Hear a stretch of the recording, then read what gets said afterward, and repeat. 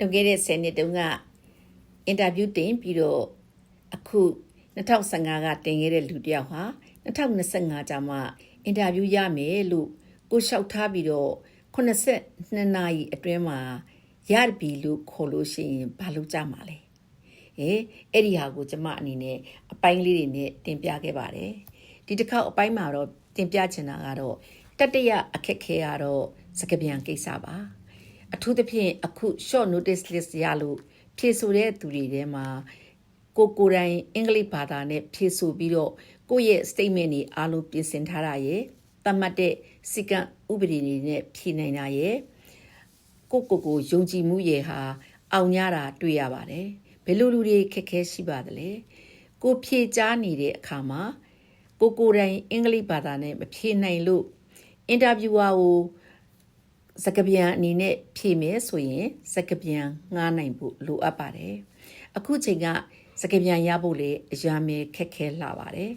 စကားပြန်ရမယ်ဆိုလို့ရှိရင် certified စကားပြန်တွေဟာပိုးလို့ခက်ခဲပါတယ်အဲ့ဒါလို့ဆိုရင်မြန်မာဘာသာနဲ့အင်္ဂလိပ်ဘာသာကိုကောင်းစွာ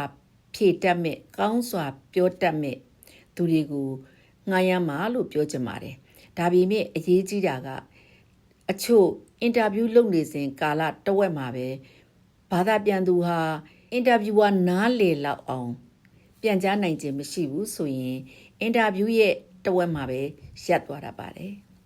အချို့အရေးကြီးတဲ့ကိစ္စတစ်ခုထည့်ပြောချင်ပါတယ်ကိုယ့်ကိုရေးပေးထားတဲ့သူကိုယ့်ရဲ့ဇလန်းကိုသိထားတဲ့သူကအင်တာဗျူးလာပြီးတော့အင်တာဗျူးအချိန်မှာဘာသာလာပြမယ်ဆိုရင်လေဒါဟာ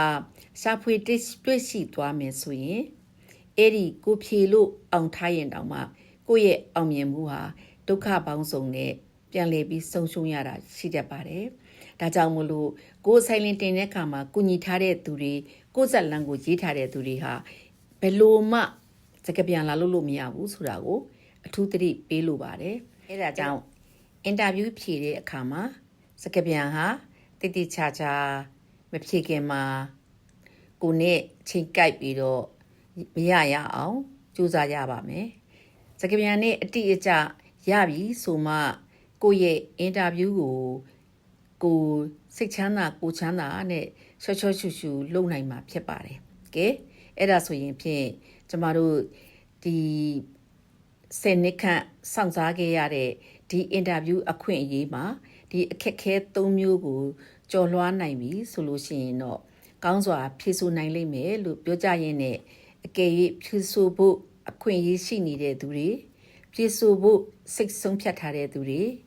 ဖြည့်ဆို့ဖို့ငါတို့အချိန်တန်ပြီငါတို့လုတ်တင်ပြီလို့စဉ်းစားတဲ့သူတွေအားလုံးမဖြည့်ဆို့ခင်မှာမေတ္တာဖောင်ဒေးရှင်းကိုအကြောင်းကြားပြီးတော့လိုအပ်တဲ့မေးခွန်းတွေမေးပါသိကျင်တာတွေမေးပါဘသူမဆိုကျမတို့တွေအဖိုးအခတပြားတစ်ချက်မချဘဲနဲ့လုတ်တင်လုတ်ထိုက်တာတွေအားလုံးကိုကူညီသွားပါမယ်လို့ပြောရင်းနဲ့အားလုံးစိတ်ချမ်းသာကိုချမ်းသာရှိကြပါစေ10နှစ်မှာ